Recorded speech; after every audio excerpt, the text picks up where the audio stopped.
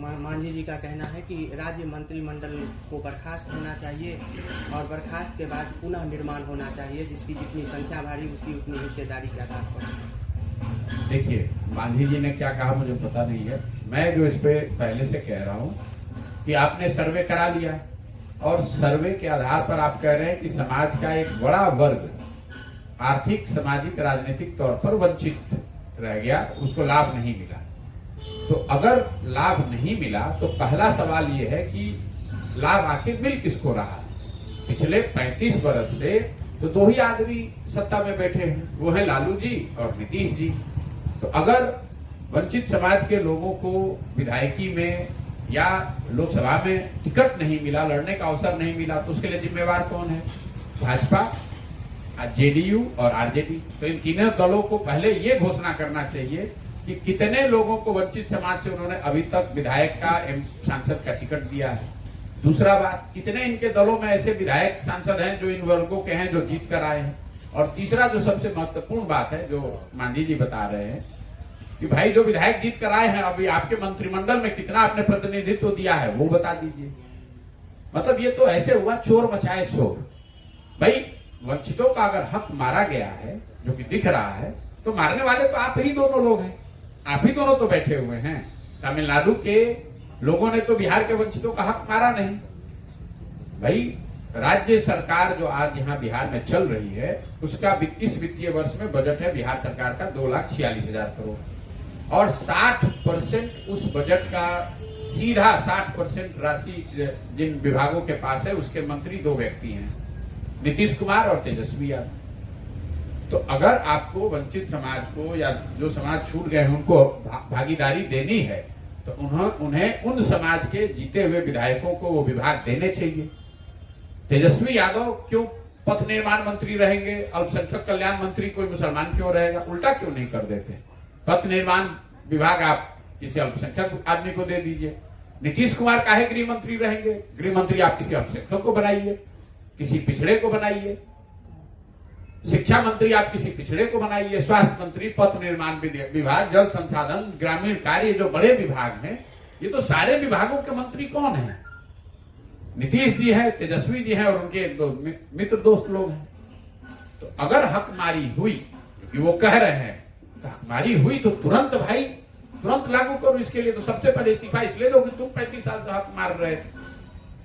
इसका उपाय यही है कि राज्य मंत्रिमंडल एक बात है भाई, आप कह रहे हैं आरक्षण यहाँ मान लीजिए कि 50% था, उसको बढ़ाकर आपने 65 किया, 75 किया, वो आपका मर्जी है। आप ये बता दीजिए कि जो 50% आरक्षण लागू था, उसमें 50% दलित समाज के लोगों को, वंचित समाज के, अति पिछड़े समाज के लोगों को हक क्यों नहीं मिला? हक इसलिए नहीं मिला कि आपने यहाँ पढ़ाई की व्यवस्था को चौपट कर दिया। जब उन समाज के बच्चे पढ़ ही नहीं रहे तो उनको आरक्षण का लाभ कैसे मिलेगा? और शिक्षा मंत्री कौन है? मुख्यमंत्री कौन है पिछले 35 साल से? सर एक क्वेश्चन है, जिस प्रकार से जन सुराज काम कर रही है, ऐसा ही प्रभाव आपका देखा गया था स्टार्टिंग में। हालांकि उनके साथ कुछ बड़े बड़े नाम थे, लेकिन जन सुराज अपनी पदयात्रा कर रही है पूरे बिहार में। क्या लगता है कि ऐसे बड़े नाम खुलकर कोई अभी तक सामने नहीं आया है? तो क्या ऐसे बड़े नाम की प्रतीक्षा हो रही है कि आप उनको खोज कर रहे हैं उनकी, ऐसी क्या कोई? पहली बात तो आप जन सुराज को आपसे कंपेयर न करें। वो एक अलग वो आंदोलन था। जन सुराज एक छोटा सा अभियान है जो कि जमीन पर चल रहा है। ये कोई आंदोलन नहीं है, ये किसी के विरोध में नहीं है, किसी एक विषय पर नहीं है। आम आदमी पार्टी से पहले इंडिया अगेंस्ट करप्शन एक करप्शन भ्रष्टाचार के मुद्दे पर देशव्यापी आंदोलन था। उस आंदोलन से निकली हुई एक शाखा जो आम आदमी पार्टी बनी, जो पार्टी बनकर चुनाव लड़ी, उसमें और जन सुराज अभियान में जमीन आसमान का फर्क है। ये जो पूरा अभियान है, ये महात्मा गांधी, आजादी से पहले महात्मा गांधी की जो कांग्रेस थी उससे प्रेरित है, जिसमें बड़े लोगों की खोज नहीं हो रही है, समाज को जगाने की खोज हो रही है। जब गांधी जी ने चंपारण में आंदोलन किया, उस समय देश का कौन सा बड़ा नेता गांधी जी के साथ चंपारण में घूम रहा था? वो तो वहां के नेमलेस फेसलेस किसानों ने उनके साथ आंदोलन किया और उस आंदोलन, उस सत्याग्रह की ताकत से अंग्रेजों को झुकाया गया। ऐसा नहीं हुआ कि देश भर में जितने उस समय आजादी के लड़ाई में बड़े नाम थे, वो सब लोग आकर बैठ गए चंपारण में और चंपारण में उसकी वजह से विजय मिली। वो ताकत किसी बड़े नाम में नहीं, वो ताकत जनता में है। आप चाहे जितने नाम इकट्ठा कर ले, जब तक जनता नहीं समझेगी तब तक कुछ होने वाला नहीं है। दूसरा, आपने कहा कि बड़े नाम का इंतजार कर रहे हैं, तो बिहार में आप जिसको बड़ा और अच्छा, जिसको आप बड़ा मानते हैं और समाज अच्छा मानता है, वो नाम आप हमको दे दीजिए, हम कल ज्वाइन करा देते हैं। कौन सा यहाँ बड़ा नाम है जिसको समाज अच्छा मानता है, वो नाम आप हमको दे दीजिए। और मैं अभी मधुबनी में ही 10 दिन हूँ, 10 दिन के अंदर अंदर मैं दावा कर रहा हूँ उसको मैं जनसुराज के प्लेटफॉर्म से जोड़ दूंगा। नहीं सर, लेकिन भाई जो जिसको आप बड़ा मानते हैं वो तो इतना दागदार है कि उसको जोड़ने का फायदा ही नहीं, उसको जोड़ दिया तो फिर इस अभियान का फायदा ही क्या है। बिहार में बड़ा नेता कौन है, जमीनी नेता कौन है? जो सबसे बड़ा मूर्ख है, जिसको ना भाषा का ज्ञान है ना विषय का ज्ञान है, वो यहाँ का नेता है। जो शर्ट के ऊपर गंजी पहन ले वो यहाँ का नेता है। जो बदमाशी करे, लूट मार करे, भ्रष्टाचार करे, चोरी करे, वो बड़ा नेता है। और आप कह रहे हैं कि वो बड़े लोग नहीं दिख रहे, तो मैं तो बहुत खुश हूं कि वो बड़े लोग नहीं दिख रहे हैं। लेकिन अगर आपकी नजर में कोई ऐसा बड़ा नेता है जिस पर इस तरह के दाग नहीं है, या जिसको समाज समझता है कि नहीं ये बिहार के बहुत अच्छे व्यक्ति हैं, इनको जोड़ना चाहिए, बिल्कुल मैं उनके घर जाऊंगा, उनके पैर पे गिरूंगा, उनका दरवाजा खटखटाऊंगा और उनको इस अभियान से जोड़ूंगा।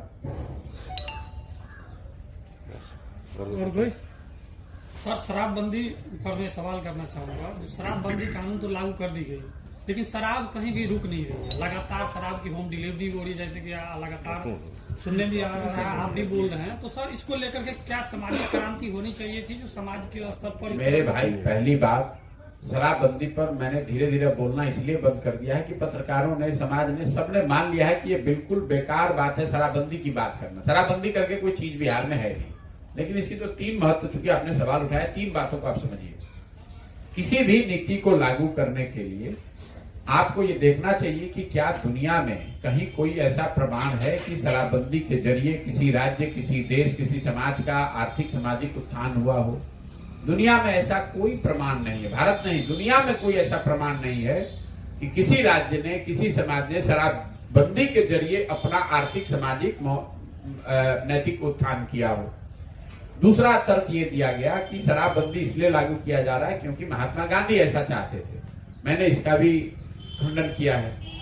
जो लोग भी महात्मा गांधी को पढ़े हैं, समझते हैं, महात्मा गांधी ने शराबबंदी को एक सामाजिक प्रयास के तौर पर उसकी बात कही है। राजनीतिक कानून की बात उन्होंने, सरकारी कानून की बात नहीं कही है।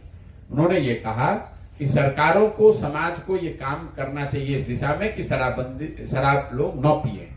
लेकिन गांधी जी ने यह भी कहा कि लोगों को प्रयास करना चाहिए कि वेजिटेरियन रहिए।